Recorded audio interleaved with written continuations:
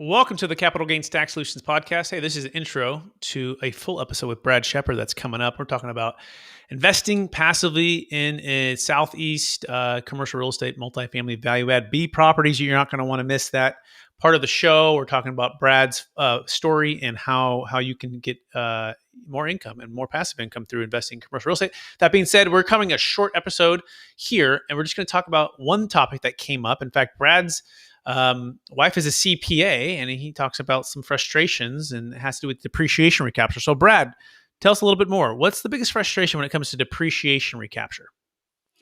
I think it's poorly understood in a lot of commercial, by a lot of commercial operators, and how it's presented to their limited partners. We get, on almost every asset, we do a cost segregation study, so we're able to accelerate quite a bit of depreciation. We're getting monthly distributions or quarterly distributions, which is fantastic. At the end of the year, we get this K1 that shows a negative return, which is fantastic. So we get to defer taxes at that point until there's an equity event.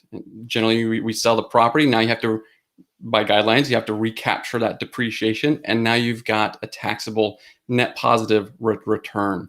And so that could be a surprise to the limited partners if they're not prepared for that.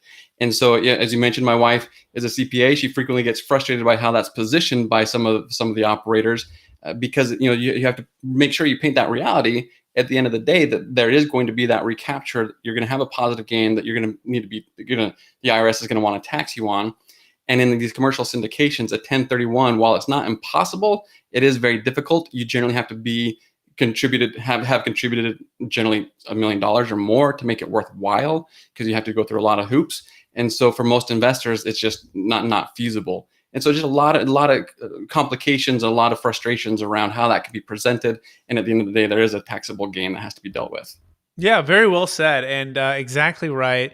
The depreciation recapture is going to find you right when you actually, you got all that, that tax write-off in the beginning, maybe for the first 3, 4, 5 years of that accelerated depreciation, right? Where you're taking, let's say, a multifamily property 27 and a half years, and you're squeezing some of the components down to 5, 7, 10, 15, and you're getting that tax benefit for a few years. But then if you sell, guess what? That's going to be recaptured. So you got to make sure you have a solution for that. Make sure you're prepared for that.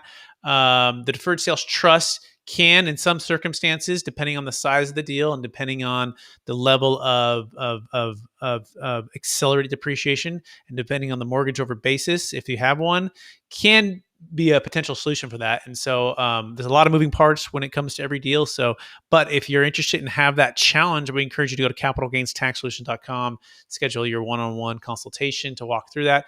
Likewise, though, our deals need to be $1 million or more at least, and $1 million or more gain at least to make it make sense on the fees and the benefit for you.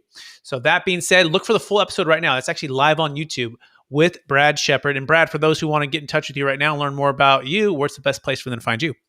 Thanks, Brett. Yeah, best place to find me is at my website, sugarhouseinvestments.com. Email, phone number, it's all there on that site.